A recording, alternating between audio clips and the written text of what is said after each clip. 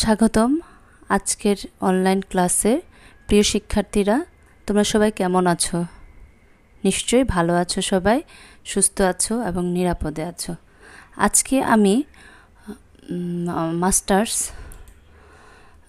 মাস্টার্সের course number হচ্ছে 5010 agriculture geography and food security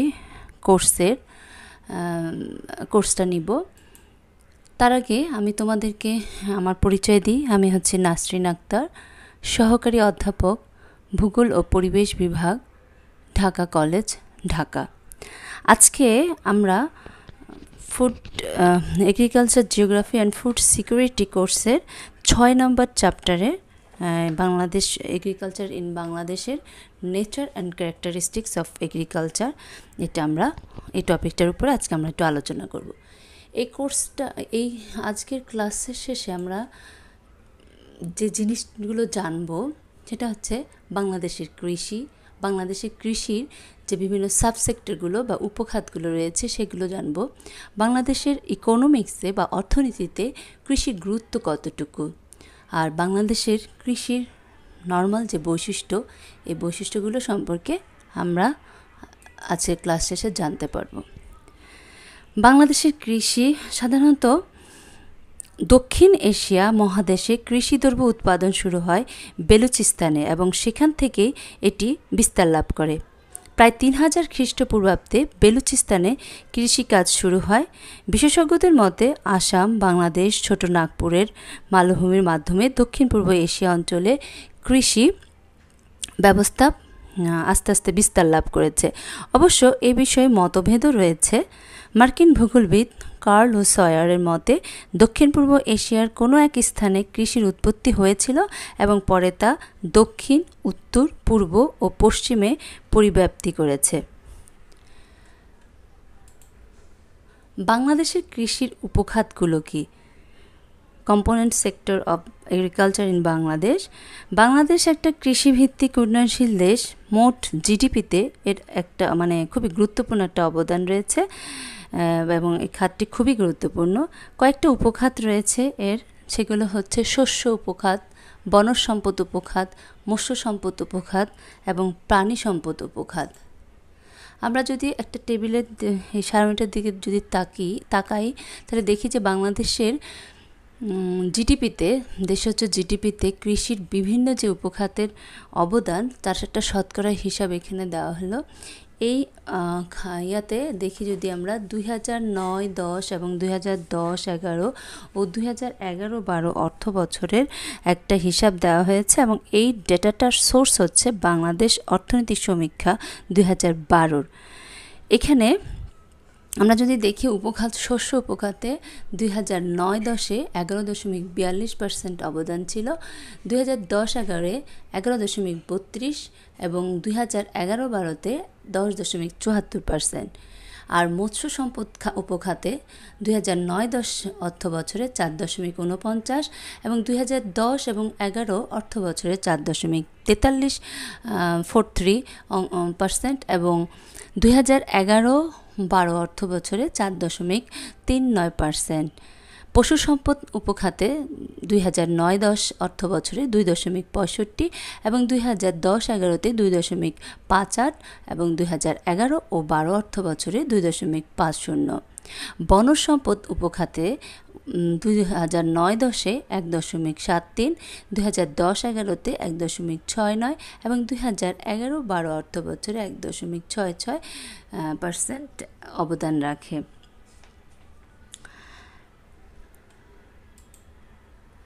শস্য উপখাতটা হচ্ছে বাংলাদেশের বিভিন্ন প্রকারের দানাদার এবং অদানাদার শস্য নিয়ে এই কৃষির এই উপখাতটা।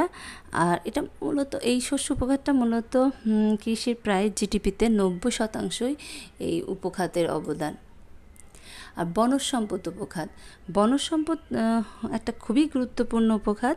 বিভিন্ন ধরনের গাছগাছালি তো আছে, সে সাথে বনে যেসব দুর্লভ প্রাণী আছে সেগুলো এই উপখাতের অন্তর্ভুক্ত।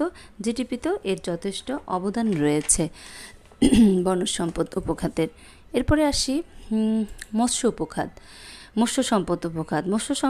মৎস্য উৎপাদন এবং চাষাবাদকে বাংলাদেশের কৃষির একটা অন্যতম উপখাত হিসেবে গণ্য করা হয়ে থাকে।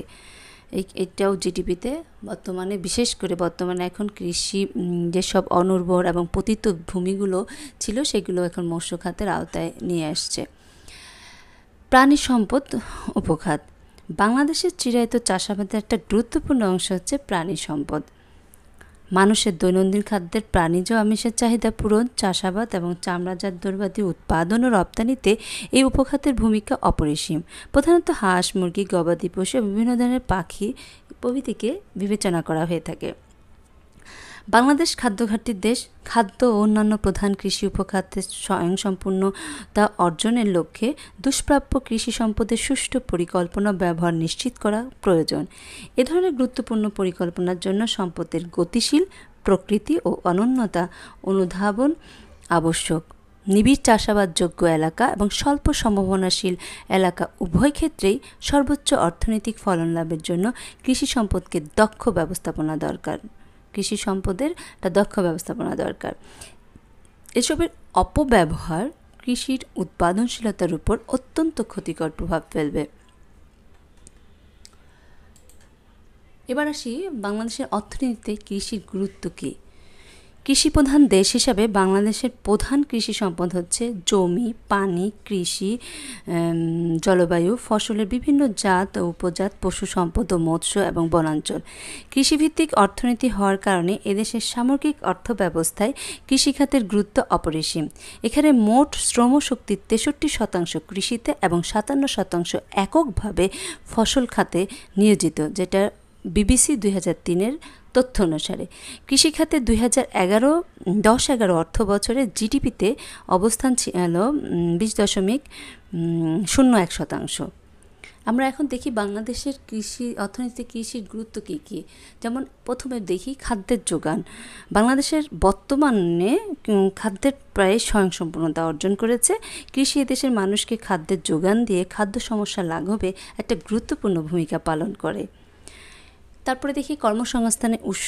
বর্তমানে বাংলাদেশে প্রায় 65-70% মানুষ প্রত্যক্ষভাবে এবং 15% মানুষ পরোক্ষভাবে কৃষি নির্ভর শিল্প এবং ব্যবসা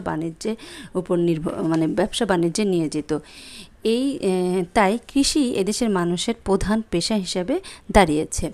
তারপরে দেখি যে জাতীয় আয়ের উৎস। বাংলাদেশের মোট দেশজ উৎপাদনের সিংহভাগ আসে কৃষি থেকে। 2010-11 অর্থবছরে জিডিপিতে কৃষি খাতের অবদান ছিল প্রায় 20.01% এবং 2011-12 অর্থবছরে স্থির মূল্যে জিডিপিতে সার্বিক কৃষি খাতের অবদান ছিল 19.29%। জীবনযাত্রার মান উন্নয়ন। বাংলাদেশের অধিকাংশ মানুষের জীবনধারা সরাসরি কৃষির সাথে জড়িত। কৃষিখাত থেকেই তারা প্রয়োজনীয় প্রায় সব রকমের দ্রব্য সামগ্রী পেয়ে থাকে। এজন্য কৃষির উন্নয়নের উপর এদেশের মানুষের জীবনযাত্রার মান উন্নয়ন নির্ভর করে। এছাড়া আছে জ্বালানি সরবরাহ। বাংলাদেশের গ্রাম প্রধান দেশ হয়, এখানকার মানুষ কৃষি থেকে প্রাপ্ত হন বিভিন্ন রকম বাঁশ, ছন, খড়কুটা, পাটকাঠি, কাঠ, গোলপাতা প্রভৃতি। এইগুলো কৃষিজাত পণ্যদ্রব্য এবং আরও যে অবশিষ্ট অংশ থাকে কৃষিজাতের, এগুলো দিয়ে তারা জ্বালানি হিসাবে ব্যবহার করে থাকে। শিল্পজাত পণ্যদ্রব্যের বাজার সৃষ্টি। এদেশের শিল্প কারখানায় উৎপাদিত সার, কীটনাশক, আধুনিক কৃষি যন্ত্রপাতি প্রভৃতি শিল্পজাত দ্রব্যসামগ্রী কৃষিকাজে ব্যবহৃত হয়। ফলে এসব যন্ত্রপাতি দ্রব্যসামগ্রী বিদেশ থেকে আমদানি করতে হয় না। এতে দেশীয় শিল্প বাজার সৃষ্টির মাধ্যমে অর্থনীতি চাঙ্গা হয়। পণ্য সামগ্রী উপকরণ জোগাড়। কৃষি থেকে যেসব প্রাপ্ত বিভিন্ন ধরনের কাঁচামাল হয় সেগুলো দ্বারা এদেশের মানুষ তার পরিধেয় বস্ত্র, বিভিন্ন পণ্য সামগ্রী তৈরি করা হয়। শিল্প কারখানার কাঁচামালের যোগান দেয়। এদেশের পাট, চা, চিনি, বস্ত্র, কাগজ, রেশম, দেশলাই প্রভৃতি শিল্প কারখানাগুলো কৃষিজাত পণ্যদ্রব্যের উপর নির্ভর করে গড়ে উঠেছে। বাসস্থানের উপকরণ যোগান। বাংলাদেশের মানুষ দরিদ্র বিধায় তারা ছন, বাঁশ, খড়কুটো, কাঠ, গাছপালা, গোলপাতা বিভিন্ন জিনিস ব্যবহার করে বসবাসের জন্য বাসস্থান তৈরি করে থাকে। বাসস্থান নির্মাণের এইসব দ্রব্য সামগ্রী কৃষি যোগান দেয়। রাজস্বের উৎস। কৃষিভূমি এবং বিভিন্ন কৃষিজ পণ্যদ্রব্যের উপর কর ধার্য করে সরকার প্রচুর রাজস্ব আয় করে থাকে। পরবর্তীতে এসব রাজস্ব আয় দেশের অর্থনৈতিক উন্নয়নে কাজে ব্যয় করা হয়। বৈদেশিক বাণিজ্য। এদেশের রপ্তানি আয়ের প্রায় 20 থেকে 22% আসে কৃষিজাত পণ্যদ্রব্য থেকে, যা দেশের অর্থনৈতিক উন্নয়নে বিশেষ সহায়ক। বৈদেশিক মুদ্রা অর্জন। এদেশের বিভিন্ন কৃষিজাত পণ্য সামগ্রী রপ্তানি করে মোট বৈদেশিক মুদ্রার প্রায় 1/4 আয় হয়ে থাকে। সুতরাং কৃষি হতে প্রচুর বৈদেশিক মুদ্রা অর্জনের মাধ্যমে দেশের অর্থনৈতিক উন্নয়নে বিশেষভাবে সহায়তা করে থাকে বাংলাদেশের কৃষি। এরপর আসি বাংলাদেশের কৃষির বৈশিষ্ট্য। এই দেশের অধিবাসীদের প্রধান পেশা কৃষি হলেও এদেশের কৃষি ব্যবস্থা কিন্তু এখনও অনুন্নত। এই অনুন্নত কৃষি ব্যবস্থার আমরা যদি উল্লেখযোগ্য কিছু বৈশিষ্ট্য দেখি, তাহলে প্রথমে দেখতে পাই যে প্রাচীন চাষ পদ্ধতি। আধুনিক উৎপাদন পদ্ধতি কোনো ক্ষেত্রে ব্যবহৃত হলো একটা কাঠের লাঙ্গল এবং একটা বাঁশের জোয়াল, একজোড়া দুর্বল বলদ বা গরুই হচ্ছে এদেশের কৃষিকাজের প্রধান হাতিয়ার। কৃষিভিত্তিক অর্থনীতি। এদেশের প্রায় 80% মানুষ প্রত্যক্ষ এবং পরোক্ষভাবে কৃষির উপর নির্ভরশীল এবং কৃষি খাতে জিডিপি প্রবৃদ্ধি প্রায় 5%। স্বল্প উৎপাদন ক্ষমতা। আধুনিক প্রযুক্তির অনুপস্থিতির কারণে কৃষিখাতের উৎপাদন ব্যাহত হয়, এজন্য এদেশের একর প্রতি উৎপাদন কম। ক্ষুদ্র কৃষি জোট। বাংলাদেশের কৃষি জমিগুলো এত ক্ষুদ্র ক্ষুদ্র খণ্ডে বিভক্ত যে জমিগুলো শুধু ক্ষুদ্র ক্ষুদ্র খণ্ডে বিভক্ত না, এগুলো আবার একই সমতলেও নয়। এছাড়া প্রতি খণ্ড জমি পাশাপাশি একই স্থানে না হয় একজন কৃষকের জমির মৌজার বিভিন্ন অংশ এমনকি বিভিন্ন মৌজায় বিক্ষিপ্তভাবে ছড়ানো ছিটানো থাকে, যা চাষাবাদের জন্য খুবই অসুবিধার সৃষ্টি হয়। শস্যাবর্তনা অভাব। এদেশে দীর্ঘকাল একই জমিতে একই রকম ফসল ফলানোর কারণে জমিগুলা ক্রমই উৎপাদন ক্ষমতা হারিয়ে ফেলছে। মৌসুমি বায়ুর উপর নির্ভরশীলতা। এদেশের কৃষকরা চাষাবাদের জন্য প্রধানত মৌসুমি বায়ুর উপর নির্ভর করে। অতিবৃষ্টি, অনাবৃষ্টি, অসময় বৃষ্টির ফলে এদেশে প্রায়ই ফসলগুলা নষ্ট হয়। ভরণ পোষণ উপযোগী খামারের স্বল্পতা। বাংলাদেশের কৃষকরা স্বয়ংভোগী কৃষি ব্যবস্থা অবলম্বন করেন। নিজেদের সাংসারিক প্রয়োজনের তুলনায় ফসল উৎপাদিত না হয় কৃষক পরিবারগুলো বার্ষিক ভরণ পোষণ উপযোগী ফসল উৎপাদন করতে পারছে না। অনাবাদি জমি। বৈজ্ঞানিক চাষাবাদের জ্ঞানের অভাব ও শিক্ষার অভাবের ফলে দেশের বহু কৃষি জমি অব্যবহৃত হচ্ছে, ফলে প্রতি বছর পতিত জমির পরিমাণ বেড়েই চলছে। পানি নিষ্কাশনের প্রয়োজনীয় ব্যবস্থা গ্রহণ না করায় কোনো কোনো ক্ষেত্রে, বিশেষ করে সিলেট ও ময়মনসিংহ অঞ্চলে বিস্তৃত এলাকার জমি চাষের অযোগ্য হয়ে পড়ে। ভূমিহীন কৃষক। বিভিন্ন প্রাকৃতিক দুর্যোগ, অভাব অনটনে এদেশের কৃষকরা প্রতিনিয়ত ভূমিহীন কৃষকে পরিণত হচ্ছে। বর্গা চাষ প্রথা। বর্তমানে দেশের চাষযোগ্য জমির প্রায় 25 থেকে 30% এই বর্গা চাষ প্রথার মাধ্যমে চাষাবাদ করে থাকে। এই প্রথায় কৃষকেরা অন্যের জমি তত ভালোভাবে চাষ করে না, ফলে উৎপাদনও ব্যাহত হয়, যেহেতু জমি আরেকজনের, যার কারণে তারা এটা ওভাবে করে না। মূলধনের স্বল্পতা। কৃষিখাতে বিনিয়োগের জন্য প্রয়োজনীয় যে মূলধন দরকার সেটা কিন্তু কৃষকের নেই। এছাড়া ঋণদানের মতো আর্থিক প্রতিষ্ঠান এদেশে কম থাকায় কৃষকেরা সঠিক সময়ে সহজ শর্তে প্রয়োজনীয় ঋণ পায় না। কৃষি উপকরণের অভাব। কৃষির প্রয়োজনীয় উপকরণ যেমন ভালো বীজ, সার, কীটনাশক ও শুষ্ক বা খরা মৌসুমে উন্নত মানের সেচ যন্ত্রের অভাবে চাষাবাদ ব্যাহত হয়।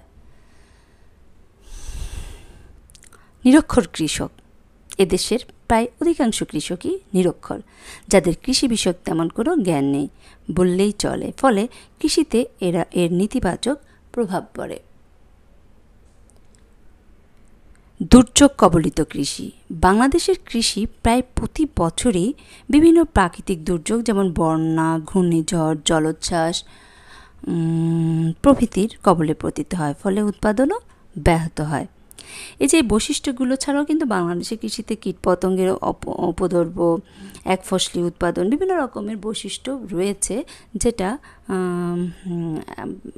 মানে বর্তমান যুগে উন্নত কৃষি ব্যবস্থায় নর্মালি দেখা যায় না। যদিও এদেশ কৃষি প্রধান দেশ, তথাপিও আমরা সেই পুরানো পদ্ধতি থেকে বের হয়ে আসতে পারিনি এখনও অনেক জায়গায়। তারপরেও অনেক ক্ষেত্রেও এখনও অনেক জায়গায় বাণিজ্যিক ভিত্তিতে কৃষিকাজ হচ্ছে এবং বিভিন্ন রকমের বৈচিত্র্যপূর্ণ কৃষিজ পণ্য উৎপাদন করছে এবং সেগুলো রপ্তানিও করছে। তো আজকে আমরা এই পর্যন্তই ক্লাসটা রাখব এবং পরবর্তীতে অন্য একটা টপিক নিয়ে আমরা আলোচনা করব। সবাইকে ধন্যবাদ ক্লাসটা শোনার জন্য এবং দেখার জন্য। সবাই ভালো থাকবেন, সুস্থ থাকবে। আল্লাহ হাফেজ। আসসালামু আলাইকুম।